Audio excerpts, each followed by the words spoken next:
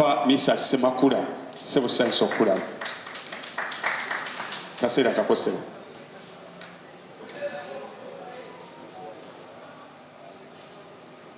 okay zeno nja kuyimirira abanzikirizibwa abuli kimu kikkirizibwa. okay sookera ddala mbaaniriza mwena abali wano mwebale kujja naye nga sinatuuka mu kwebaza buli omu njala kunyumyayo akaboozi katono fumita emboozi. twakula ffenna ne mutabani wange oyo mu lujja lumu omwanyinaze n'abatanzi omwana owokuna mu lujja lwa kitange yazaala Haruna Mubiru so si byakwesibako Haruna Mubiru musaayi gwange. Twakula ne tutuuka we tutuuse ensi neetugabana ensi bwetugabana nze nentwala mu bidongo munnange nemutwala mu bwakinyoozi eyo yali musazi wa nviiri ebinyoyo mu Kisenyi ekituufu. Kakati munnange oyo bwe nfunamu ku kasente nga munnange talina na byuma bisala aje oyagala kuwakana mu Kisenyi awo nga Kovinya awo tulina we tulina akapoloti kaffe akafamire awo omukulu ono mwe twamufunira akasenge ng'abeerawo mu Kisenyi wakati awo ng'era waasalira ki nviiri era wenzija okumanya mashini emu gye mmanyi esala enviiri erinnya lyayo super taper gye yammanjanga nanga kojjangulira super taper ngenda kukola sente mu Kisenyi wano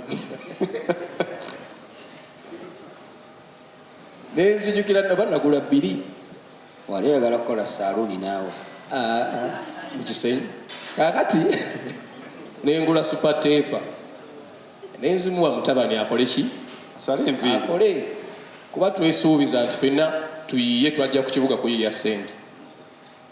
Olunaku ne lukya abaana ne bamusumagiza abaye basse super taper ne bazippa n'afuluma nga naye bumanyi mu Kisenyi eggaali ezibeerayo abaana abakubi b'eŋŋumi abayina ebiso abayina biki n'afuluma agobe emisinde ababbye ki super taper nga mu bintu bibiri atya bwana ngamba nti nno super taper bazikoze ki azibye ate naye ng'alaba obulamu buba bukoze eki bukomu bwe yanyumiza emboozi eyo nze ebirowoozo byange byagenda walala ye mukulowooza nti oba nanyiiga nalowooza ne ŋŋamba omwana wa mwannyinaze mu Kisenyi yafulumya ekiro n'agoba abavubuka abalina bye balidde ne bye banywedde oba oli awo ebyandi mbakambwe ekiteetaagisa bwe bafumita ekiso kale no nange wadde embeera yali tennaba kuba nnungi naye ate munayi nali musingako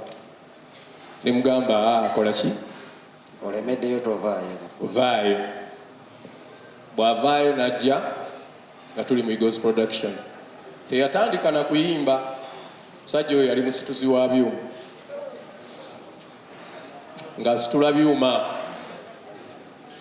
nyumya emboozi eno lwa nsonga waliwo abajja ye n'alowooza nti bakuba bukubika gino okola ki n'oyitawo abalina emikisa bakikola wabula buli omu tutaba na mukisa ogwo n'ajja n'atandika okuba omusituzi waki era nzijukira lumu enamuŋŋoona awo waaliwo olutalo abawagizi baalwana mu kulwana nga ffe twekwese wansi w'entebe tukola bwe tuti musajja wattu n'alwana asitule ebyuma ase ku mmotoka ebyuma bya kojja kakati omusirikale w'oku kifo namuŋŋoona yalowooza nti ono mubbi waki wa mizindaalo bakuba aluna bakuba omusajja bambi nga talina musaati kaweddeyo akaboozi musajja naye awo wonna nga Katonda ali mu kumukola ki kumuteekateeka bwe yava mu kusitula ebyuma n'atandika okwogera ku drive nga bano bwe mulaba temusubwa leero gundi agenda kujja gundi temusubwa bayimbi misakisemakula biki zikoze teguliyo era okuyiga okuyimba ayigira ku drive yakolanga naye nga ayagala nnyo ennyimba z'abakazi ng'ayimba nnyo ennyimba z'abayirini n'amatovu abo bakusaasira baani abo nga z'abayimba mbozi tefunika awo omuntu waffe ayiga okukola ki okuyimba ayiga okuyimba Haruna Mubiru Mukama n'ayamba n'ayigamu okuyimba najja neyegattako ku Diamonds Production nga tumaze okuvaayo naye n'amala n'akomawo kati ng'ennyimba z'awandiika yalina ennyimba ze yali ayimba nga tezinkolera bulungi ng'ayimba ebintu nga tebigatta eddoboozi owulira omusajja alifunye naye ng'ebigambo tebikola ki oluyimba lwe neerabidde lwe nali saaga lweba lwali luyimba kyolwo nali nsaaga simanyi nali nsaaga simanyi nali biki nga biri awo tebikola ki nga byakudulwa ivu twalina jamu yaffe jamu session yaffe ku AY kakati ngenda okuwulira bwe nali nfuluma nga ngenda n'okugenda Haruna n'alinnya ayimbe ngenda okuwulira ayimba ekitooke kifa nsalira naye gw'olina owanire nali nfuluma nempulira nenyimirira ku gate bwenti wenyimirira ku gate ngenda okuwulira nga omusajja alabika yafunye eki oluyimba naye nga tamanyi oluyimba bwe luggwa nenkomawo emabega nezija nemugamba enkya tukeera mu studio kakati mugamba enkya tukeera mu studio ate ansiruwalirako aŋŋamba ku luyimba kikonzo olulova okuyimba nti ate nalutunze nemukuba oluyimba nti waluguzizza nti ng'omuntu gwe yaluguzizza muntu wange naye kati nga ate noono njagala akole ki yali aluguzizza mulongo Katolu Bwama kyokka mulongo Katolu Bwama taata wange mu music naye aluguze naye aluwadde ani Mutiibwa Doreen Mutiibwa nga naye tebanagenda mu ki neŋŋamba kakati gwe Haruna ebisigadde go tukere mu studio twakeera mu Dream Studio ewayawe okugenda okukola oluyimba ekitooke kifaaki kifansali mulongo n'asanga misaaki wakoze eki nemugaa taata nsonyiwa naye omwana ono awo wadde alina okuyitira era Katonda n'atuyamba okuva ku kitooke kifansalira taddanga mabega so bingi byensobola okunyumya kwa Haruna bingi nnyo naye nze wano wendi ndi mu birooto byange buli muwagizi ali eyo bw'owagira Haruna Mubiru oba owagidde ani kubanga kino nze kyenjagala bwe twamaliriza ebyo byonna bangi bagendanga ne bamulabanga kompyuta wange naye intentional I did it atire mu layini mwempitidde tusobole okuyitawo Mukama mulungi tuyiseewo ne tuduuka gye tukoze eki waliwo abaala ba advantage abo nga tuli mu Eagles Production musajja akikubye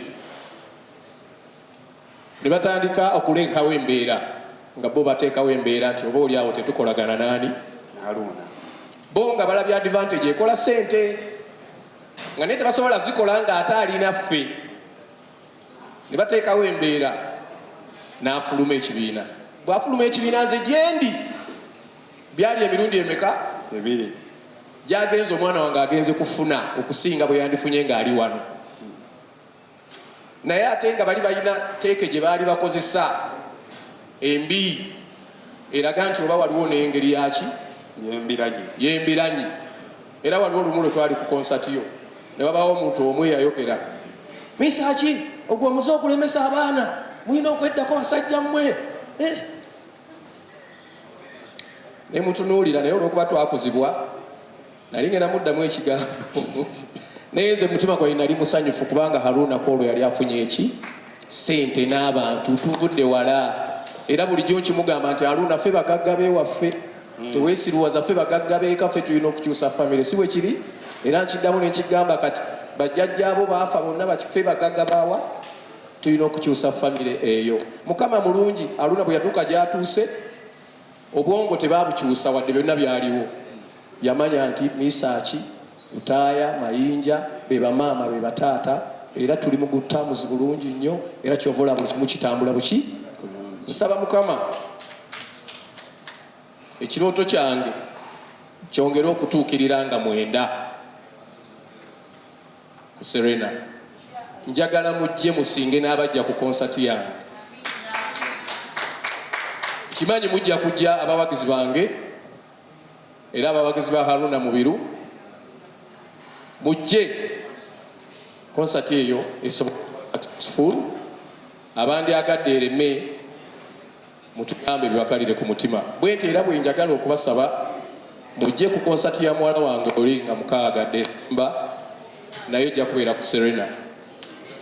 Nga bwensaba ku Africana, okay.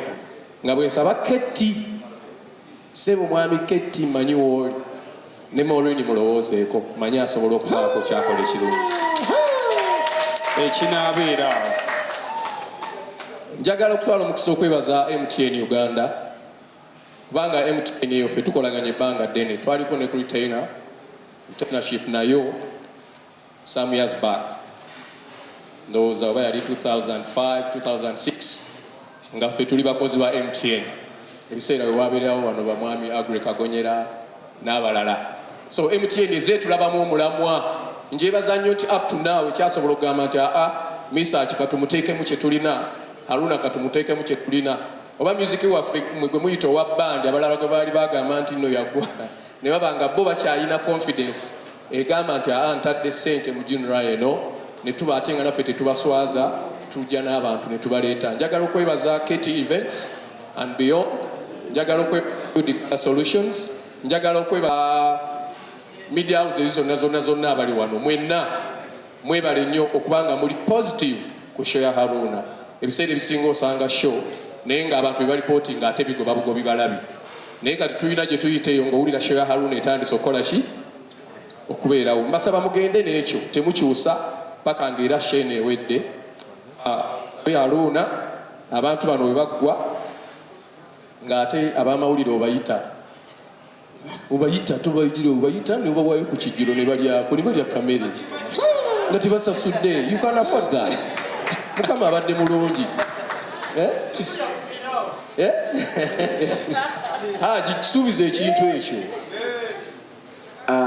Alien yabadde aŋŋaanye naye ku lwange n'obulungi bwammwe olwali lwakumeka? Lwakubiri. Ku lwokutaano mujje tulye piraawo ffenna. H&M restaurant olya kunywa abamawulire mwenna eyemakindye. So n'olwekyo n'ekirala kyenkubiriza ntandikidde ku bakulu banzijukiza aba MTN. Twabonaabonanga nnyo ne kola back tunes nga birimu third parties nyingi, abantu ababeeranga wakati awo nga batubba oli akusayininga omwezi ne guggwako n'alimu kuwa $5,000 ne MTN tugyebaza bateekawo bode gye tukolagana nayo. So abayimbi nze ndi omu ku babeeranga hesitant ennyo ebyo byali byantama naye juzi bwe bagira ne banyinyonnyola.